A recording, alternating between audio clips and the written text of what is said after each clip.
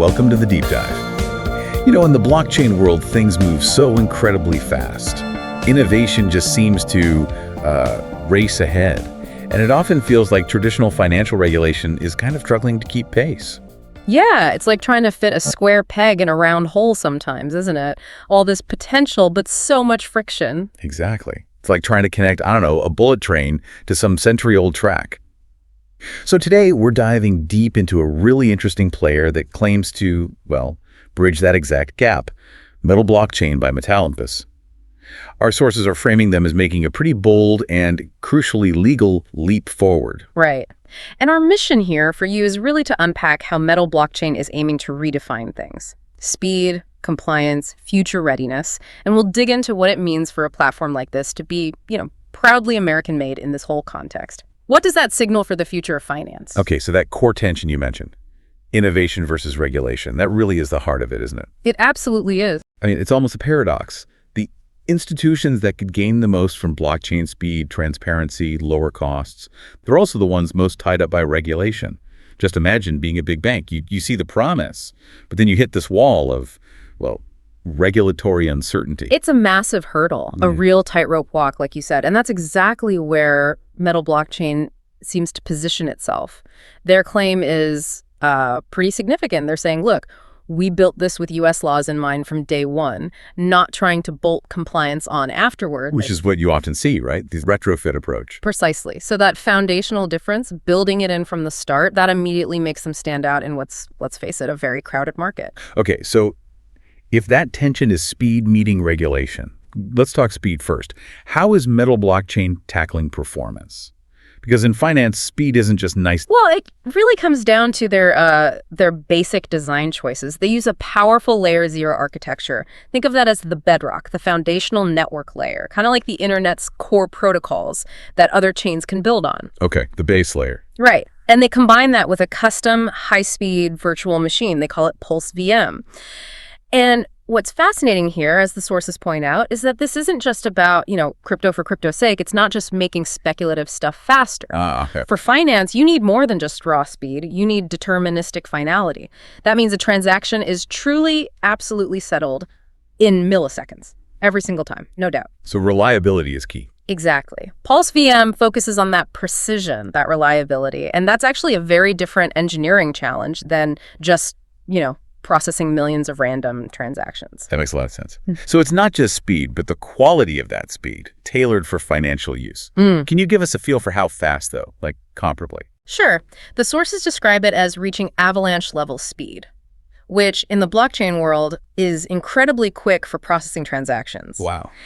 And they also mention EOS-like flexibility. That gives developers quite a bit of room to build and customize things. But the key phrase they use is optimized for financial grade throughput. Financial grade throughput. Okay. Meaning it's designed to handle the kind of volume and speed that big financial institutions need, not just general computing tasks. And it's this focus on deterministic speed, that reliable finality, that really builds institutional trust. Okay, which leads us perfectly into compliance. That's the other side of the coin here. You mentioned many blockchains try to retrofit compliance later. It sounds messy. It can be incredibly messy and difficult. But Metal Blockchain claims they baked U.S. regulatory stuff right into its DNA. What does that actually look like in practice? How does that set them apart? It seems pretty deep, actually. The integration list they provide is specific, tackling core regulatory worries right up front. So we're talking built-in support for BSA, AML, KYC, your standard anti-money laundering, know your customer stuff. Yeah. Integrated right at the core. The essentials. Absolutely. Then they built in OFAC screening. That's non-negotiable for checking against government sanctions lists.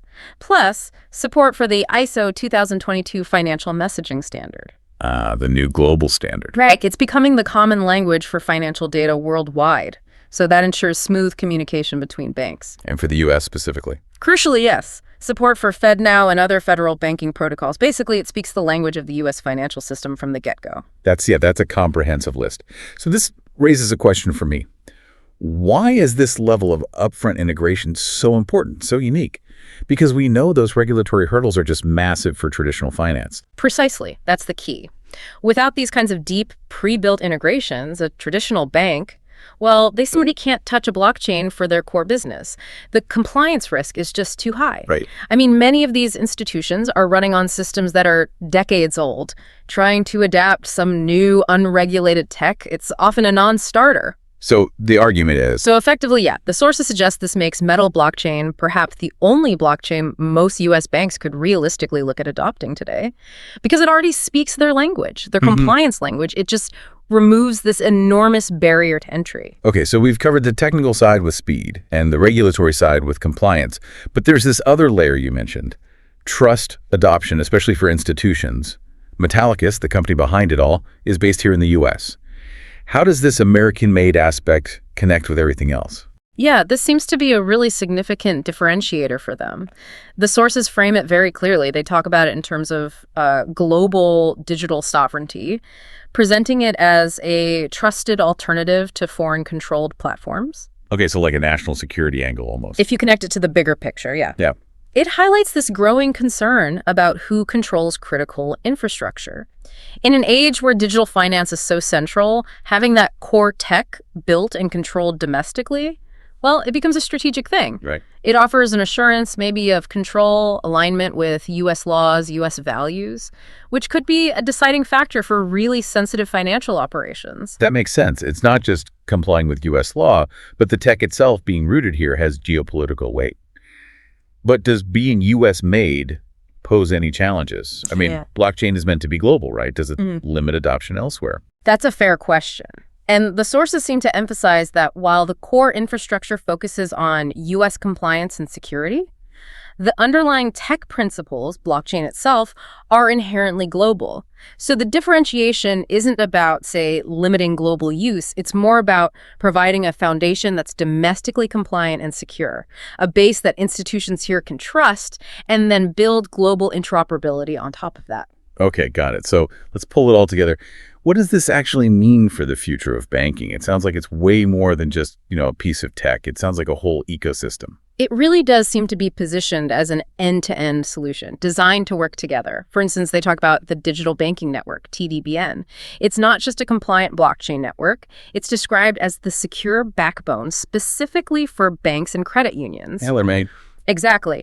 Allowing them to tap into Metal blockchain's other tools, like robust frameworks for issuing stablecoins. So compliant tools for institutions to create their own regulated digital dollars. Plus, they enable both private and public subnets. That lets financial firms operate in their own compliant sort of walled garden environments, but still stay connected to the wider blockchain world if they need to. Flexibility. Right.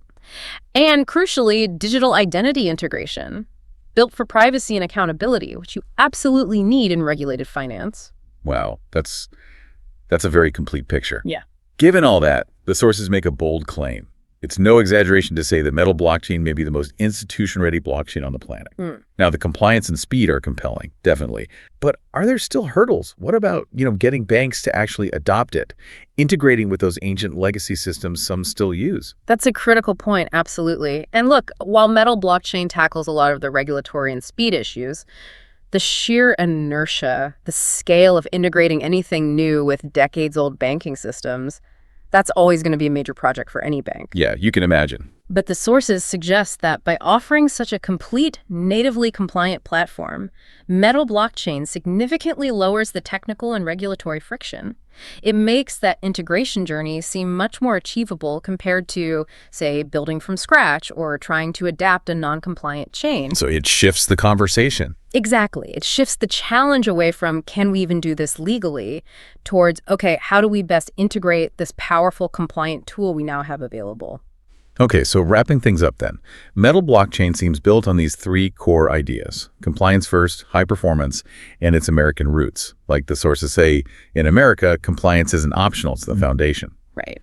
And the source material also links this whole thing to the bigger global discussion around CBDCs, central bank digital currencies, suggesting America faces this kind of choice. Do we end up relying on systems that might be seen as foreign-controlled, potentially surveillance-heavy? Or do we build our own blockchain infrastructure that aligns more with, domestic principles like privacy and freedom? And that brings us to a final thought, really, for you listening to consider.